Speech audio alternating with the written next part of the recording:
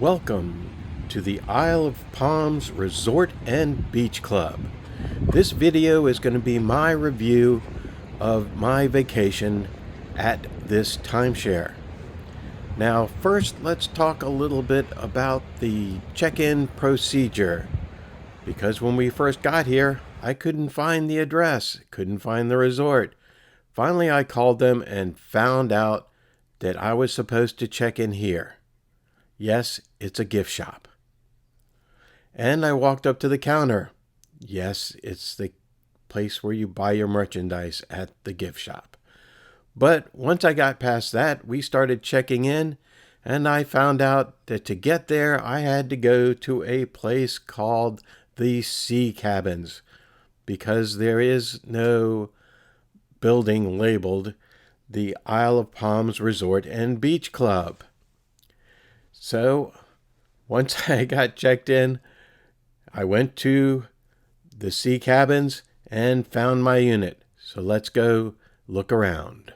All right, here we are at the timeshare, unit 123.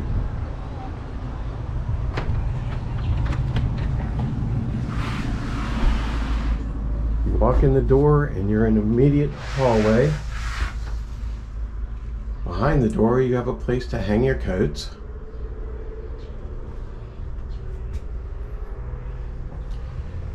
This is really interesting. They have bunk beds in the hallway to sleep 2 additional people. I've never seen that at a timeshare before. Now to the left is the bedroom with a double bed. As you can see, there's not a lot of room around it. Come back, you've got just your drawers and closet space. Now back past the bunk beds, and you have the bathroom.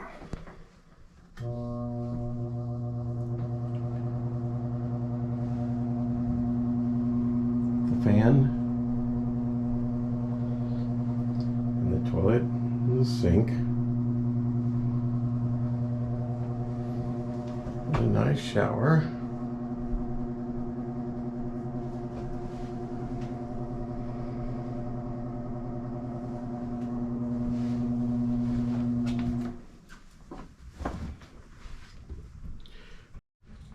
All right, coming into the living area, you have the sofa and a small kitchen area.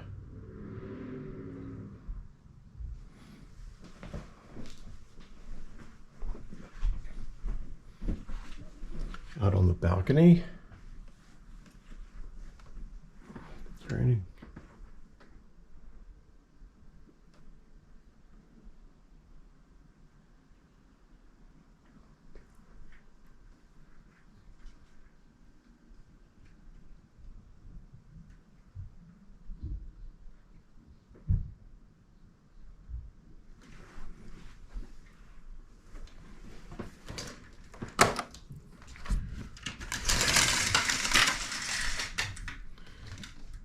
There's a nice view of the ocean.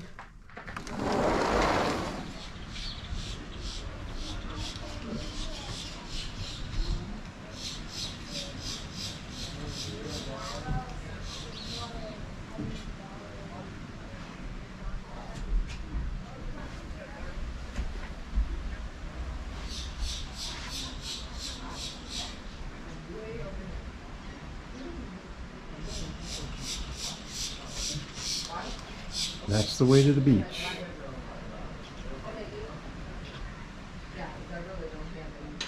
The resort has a very nice outdoor pool with plenty of area just to sit around and enjoy yourself.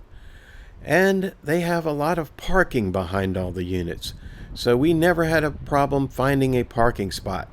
which is always a big plus when you're at the beach.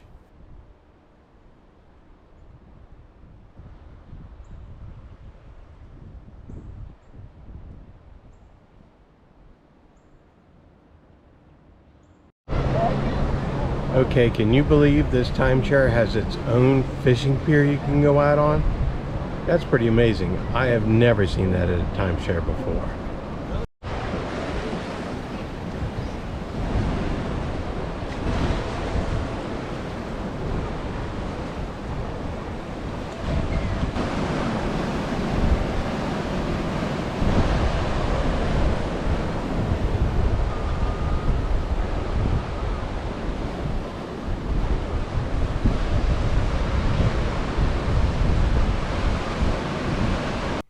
To get to the pier or the beach, you have to know the combination. This ensures that only resort guests are on the pier and that only resort guests can use this beach access. We're right on the beach. It's just a short walk from the unit, and there's even this pier that we have access to. Too bad I didn't bring my fishing rod, so I guess can't fish. But if I get here again, I think I definitely will bring the fishing rod. So, until the next time, see ya. This is a great place to get up early and just go watch the sunrise over the beach.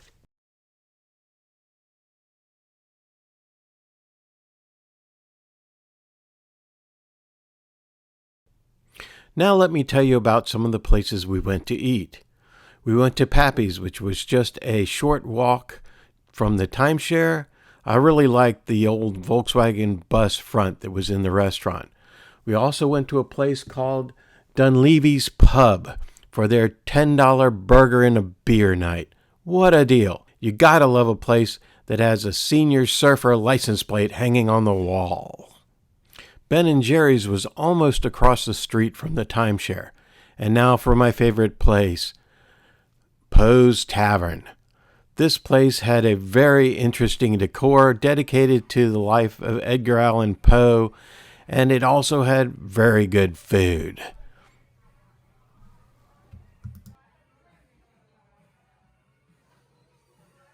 Nothing like after a long day of seeing the historic sites and a good brown ale. And just a short walk down the beach was Coconut Joe's Beach Grill. They had a great view of the water. Oh, there's another sunrise. It must be time for breakfast. And for breakfast, we found the Sea Biscuit Cafe. They had a great breakfast. We went there twice. While in Charleston, we found two great places to eat lunch. One was the Brick, and the other one was the Blind Tiger. And we liked the Poe's Tavern so much, went back twice, and this time sat in a different area of the restaurant. This is a really nice place. We're right on the beach. It's a short walk. There's a pier here that we have access to that you can fish on, and they have a combination at the gate so you can get in. It's not crowded right here on the beach. So that's all I got to say right now. I just can't get enough of these sunrises. I hope you enjoy.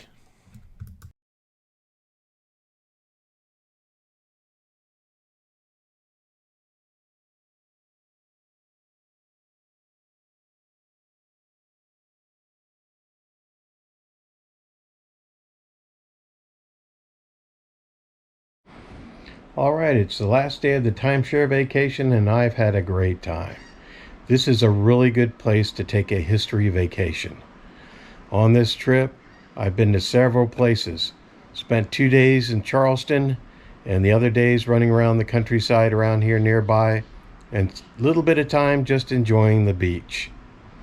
Now, for the history sites I've been to Charlestown Landing, which was the first settlement in the area. I've been to the Fort Moultrie, which is actually on the island next to Isle of Palms where we're staying. been into Charlestown and seen several historic houses.